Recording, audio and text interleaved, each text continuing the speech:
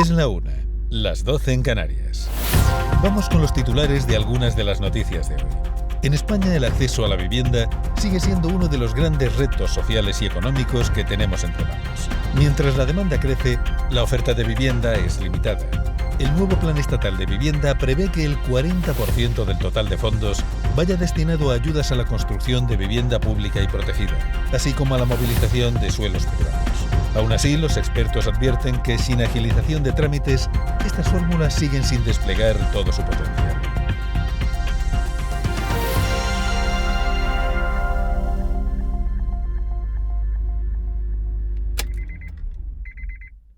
Muy buenas, Jaume. Hola, ¿qué tal? ¿Cómo estamos? Muy bien, muy bien. Bienvenido a este trayecto en el que tengo muchas preguntas preparadas para ti y necesito mucho de tu conocimiento. A ver si soy capaz de darte alguna respuesta. Pues venga, me arranco con ello. Por lo que yo tengo entendido, antes las promotoras se centraban solo en vender pisos, pero ahora me da la sensación de que se ha diversificado el negocio y se han convertido en grandes plataformas. ¿Realmente se está viviendo una transformación real del sector? Sí, totalmente. Incluso te diría que desde otras perspectivas que esta que apuntas. Es verdad que históricamente las promotoras, digamos, más tradicionales se han dedicado a hacer viviendas solo para venta, pero desde hace una serie de años ya, por la propia evolución social, por lo que es la demanda que tenemos hoy, y te diría también empujado por el capital que está invirtiendo estos últimos años en el sector inmobiliario español, que es eminentemente capital extranjero, pues todo esto se ha ido transformando. Entonces, desde hace años ya la mayoría de las promotoras, digamos, grandes, medianas del país, entre las que estamos nosotros, Culmia, pues estamos haciendo ya muchas otras tipologías de vivienda. Evidentemente seguimos haciendo la vivienda tradicional para venta, pero hacemos lo que se llama el Build to Rent, que al final no deja de ser vivienda para alquiler, pero con servicios añadidos y te diría también gestionada de una manera muy profesional. También hacía algunos años que nos estamos dedicando a desarrollar vivienda asequible, también de alquiler, y esto lo estamos haciendo básicamente en colaboración con la administración pública. Y después hay además muchas otras formas de lo que se llama el living, ¿no? Habrás oído hablar seguro del co-living, el co-housing. Estamos también haciendo, pues están haciendo en el mercado residencias de estudiantes, evidentemente también hoteles, o sea que sí, se ha transformado. Y te diría que además, no solo por el tipo de producto que desarrollamos todos, sino también en otros aspectos. Estamos ya introduciendo muchísimo la construcción industrializada, los proyectos a día de hoy ya están completamente digitalizados, la forma en que nos comunicamos con el cliente, cómo nos acercamos al cliente, incluso cómo financiamos las promociones, ¿no? Yo creo que la transformación es no absoluta, pero casi. Claro, pero pasar de vender pisos a tener varios modelos de negocio no debe ser fácil, ¿no? ¿Cómo lo habéis hecho para no volveros locos? Bueno, sí, esa transformación también la hemos vivido de puertas hacia adentro. Evidentemente nos hemos tenido que dotar de recursos que antes no teníamos, recursos de todo tipo. Hemos tenido que aprender muchísimo, porque como te comentaba antes, colaboramos con la administración, que no lo habíamos hecho antes. Eso desde un punto de vista jurídico pues tiene muchas particularidades. Las maneras de financiar son distintas que el de la financiación a través de la banca tradicional para promociones en venta, con lo cual ahí también hemos tenido que dar un paso más. Hemos tenido que entender el tipo de producto que hay que desarrollar, porque una vivienda pensada para ser vendida no es igual que una vivienda pensada para ser alquilada, y tampoco esa vivienda para ser alquilada es igual que una que se destina a un mercado de rentas algo más bajas, ¿no? Lo que sería la vivienda asequible. Entonces, bueno, todo esto ha sido un proceso de aprendizaje y de adaptación, y que además ha requerido pues una reorganización interna para estar realmente focalizados con equipos distintos a cada tipo de producto destinado a cada tipo de demanda. O sea, si te preguntase cómo habéis notado este cambio desde dentro de Culmia, ¿qué me responderías? ¿Qué es lo que más ha cambiado? Yo te diría que la compañía de hoy no se parece en nada a la compañía que había en 2020 cuando nació Culmia, cuando nuestro actual accionista pues adquirió la compañía. por esto, porque tenemos una implantación geográfica distinta, tenemos equipos distintos, estos equipos funcionan con procedimientos distintos, aplicamos tecnología distinta a nivel de proyecto, a nivel de financiación, a nivel de construcción. Estamos, repito, organizados de otra manera. Creo que es una compañía totalmente nueva. Nada que ver con esas tradicionales a las que hacías mención al principio, de que se dedicaban simplemente a hacer para vender. Hay algo que ya me has mencionado y a mí personalmente me genera bastante lío porque lo confundo bastante, y es la vivienda social y la vivienda asequible. ¿Es lo mismo? ¿No es lo mismo? No es lo mismo. Mira, la verdad es que la vivienda asequible no existe una definición compartida, común. De hecho, el concepto de la asequibilidad depende de cada vivienda y para cada familia, ¿no? Una vivienda se considera que es asequible cuando la familia que la ocupa no tiene que destinar a todos los gastos que requiere esa vivienda más del 35% de sus rentas disponibles. Pero en este contexto te diría que la vivienda asequible es quizás aquella que está un 30 o un 30 y pico % por debajo de los precios del mercado en el que está ubicada esa vivienda. Entonces la realidad es que cuando estamos haciendo vivienda asequible en colaboración con las administraciones públicas, se mira desde los dos ángulos. No se busca que sea una vivienda que sea más económica que la del mercado en la que se ubica, y que además cuando se fijan los requisitos de acceso a esa vivienda a las familias, se busca que no destinen más de ese 35% a la vivienda para que para ellos sea asequible. Y esto no tiene nada que ver con la vivienda social. La vivienda social es esa vivienda que debería estar pensada y ocupada, destinada a esas familias que no pueden tener acceso a la vivienda asequible.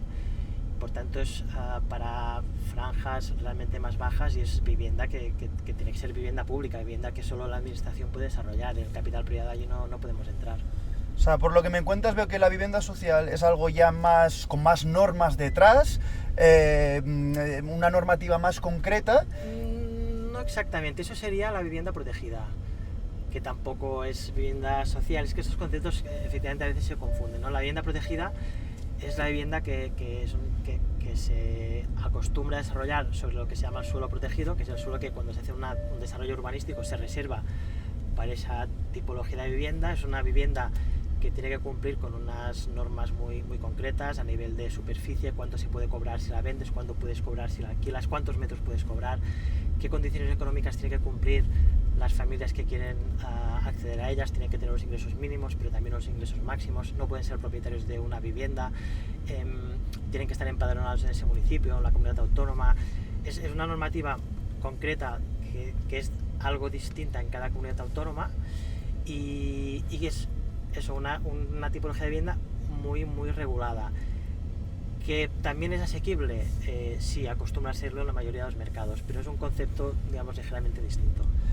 La vivienda asequible, por lo que me cuentas, parece ser una alternativa muy interesante, pero parece ser que falta vivienda asequible en España, ¿no? ¿Qué hacéis desde Culmia? Bueno, hacemos todo lo que podemos y que nos dejan, ¿no? Nosotros, yo diría que fuimos de los primeros en entrar en este negocio. Quizás nos dimos cuenta un poquito antes de las necesidades que había y que apuntaban que irían creciendo, y apostamos por entrar allí. Entonces empezamos a trabajar muy de la mano con algunas administraciones públicas para encontrar fórmulas, mecanismos que nos permitieran, pues eso, de manera conjunta desarrollar ese tipo de vivienda. Y bueno, la verdad es que quizás esa iniciativa muy inicial nos permitió aprender primero de qué iba todo esto, y eso nos ha permitido después, con el tiempo, pues ir participando en muchísimos concursos públicos que han ido saliendo estos últimos años, y además hemos tenido pues el acierto de resultar adjudicatarios en varios de ellos. Bueno, entonces hoy ya, no sé, creo que somos de las empresas referentes en este ámbito. Y a nivel lo que es empresa en sí, ¿qué os aporta esta diversificación? ¿Cambia mucho la manera de trabajar, la rentabilidad dentro de Culmia? Sí, o sea, a ver, la rentabilidad, al final no quiero poner muy técnico, ¿no? Pero la rentabilidad siempre es la diferencia entre lo que ingresas por la venta, ¿no?, de las viviendas que produzcas, y lo que te ha costado producirlas, y eso puesto además en un contexto temporal.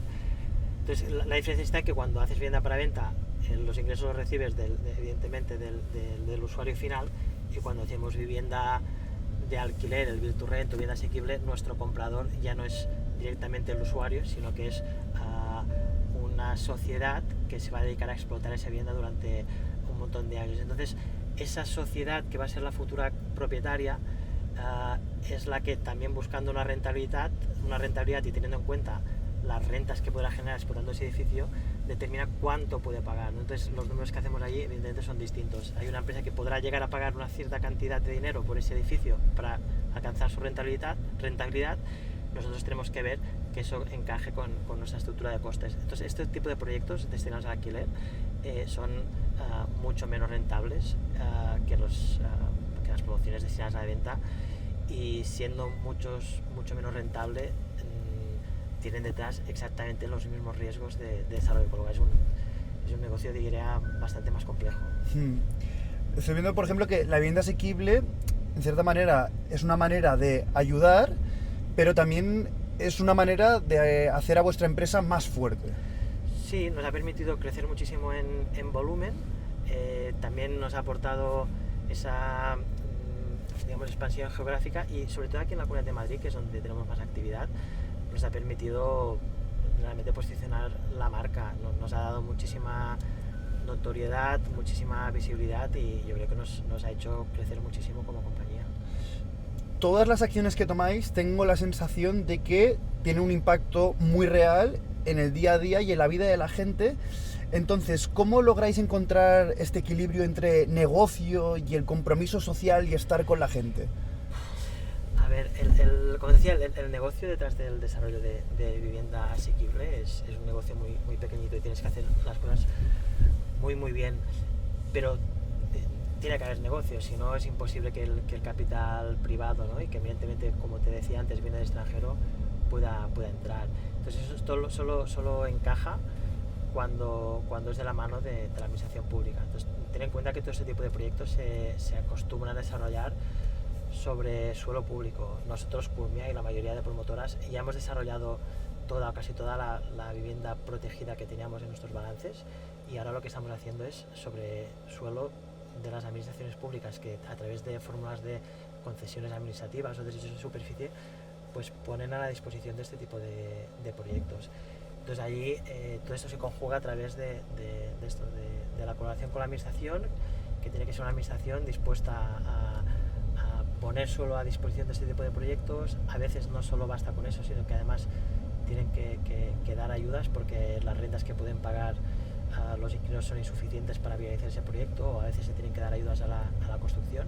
Entonces tiene que haber en definitiva, se tienen que hacer políticas de vivienda, políticas que se tienen que dotar de presupuesto, y además tienen que ser políticas sostenidas en el tiempo, para que todo esto que estamos haciendo entre muchos tenga un impacto real, porque esto no va de hacer cientos de viviendas, va de hacer miles de viviendas, y es cuestión de años, no vamos a resolver esto en los próximos 4 o 5 años. Entonces, corrígeme si me equivoco, pero aquí es crucial la colaboración público-privada, ¿no? Tenéis que ir de la mano, porque si no hay ayuda institucional, esto pierde todo el sentido. Totalmente, y esa colaboración no es solo la que te acabo de contar, de que la administración lance proyectos y ponga suelo a disposición, sino que tiene que ir mucho más allá. El gran problema para desarrollar toda la vivienda que necesitamos para equilibrar la oferta y la demanda, con el déficit que arrastramos, pasa por el desarrollo de suelo, y el desarrollo de suelo nuevamente es colaboración público-privada, también en el sentido de agilización de trámites, simplificación administrativa, hacer cosas para que los edificios que se pueden hacer sean edificios adaptados a lo que realmente necesita la demanda. Esto va también de planeamiento, va de facilitar también, o de cambiar los esquemas de financiación. Es colaboración en el sentido más amplio posible. Me quedo con esta conversación con casi el titular de: el futuro de la vivienda depende más de un cambio de mentalidad que el poner más ladrillos constantemente. Totalmente, sí. Tenemos que cambiar todo el chip. Te diría que el sector promotor ya lo ha cambiado hace tiempo. También hay que reconocer que hay muchas administraciones que también lo han hecho, no todas.